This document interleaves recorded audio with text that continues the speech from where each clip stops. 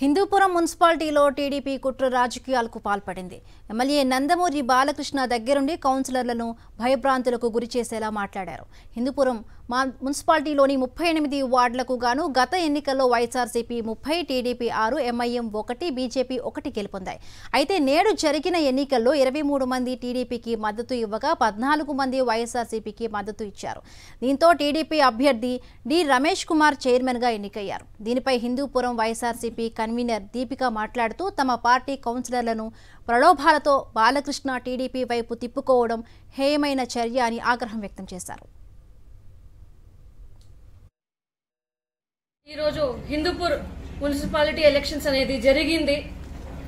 ప్రజాస్వామ్యాన్ని పక్కకు పెట్టి ఈరోజు టీడీపీ వాళ్ళు వాళ్ళ స్వార్థానికి వాళ్ళు మేమే గెలిచినట్లుగా వాళ్ళు గెలిచినట్లుగా నిన్నటి నుంచి వ్యవహరిస్తున్నారు. ప్రోటోకాల్ అనేది తీసుకుంటే పోలీసు వాళ్ళు కూడా నిన్న మున్సిపాలిటీ దగ్గర కట్టినటువంటి వాళ్ళ బ్యానర్ని తీసేయలేదు. వాళ్ళు దానికి కూడా వాళ్ళందరూ లా ప్రకారం ఎవరు అబ్జెక్షన్ అనేది పెట్టలేదు.